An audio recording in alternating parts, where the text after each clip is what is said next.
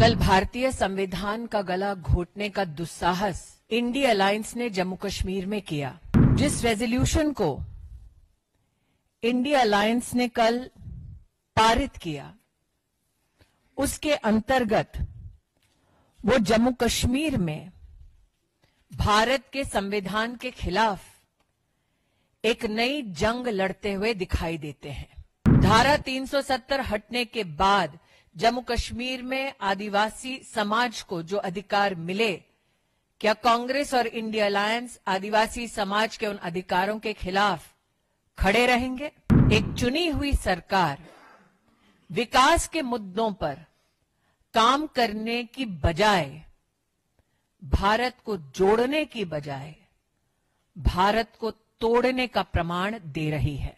कल भारतीय संविधान का गला घोटने का दुस्साहस इंडिया अलायंस ने जम्मू कश्मीर में किया।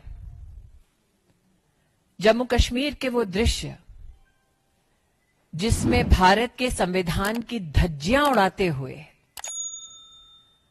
आदिवासी अधिकारों, दलितों के अधिकारों और महिलाओं के अधिकारों का हनन करने का दुस्साहस कांग्रेस लेड इंडिया अलायंस ने जो किया, एक जागृत भारत उस दुस्साहस को बर्दाश्त नहीं करेगा।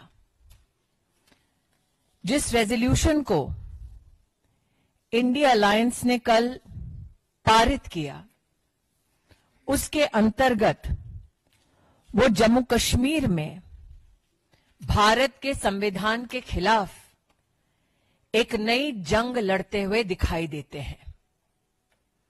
आज मैं इंडिया अलायंस के नेताओं से पूछना चाहती हूं कि भारत की पार्लियामेंट और सुप्रीम कोर्ट का जो निर्णय सबको मान्य है, उस निर्णय का अपमान, उस निर्णय की अवहेलना करने का अधिकार कांग्रेस को, एनसी को देश में किसने दिया? आज मैं कांग्रेस, एनसी और इंडिया अलायंस के सभी नेताओं से पूछना चाहती हूं, धारा 370 हटने के बाद जम्मू कश्मीर में आदिवासी समाज को जो अधिकार मिले, क्या कांग्रेस और इंडिया अलायंस आदिवासी समाज के उन अधिकारों के खिलाफ खड़े रहेंगे? जम्मू कश्मीर में धारा 370 हटने के बाद दलित समाज, पिछड़े समाज को जो अधिकार भारत के संविधान के माध्यम से भारत की संसद ने सुपुर्द किए, क्या कांग्रेस नेत इंडिया अलायंस उनके खिलाफ खड़े रहेंगे?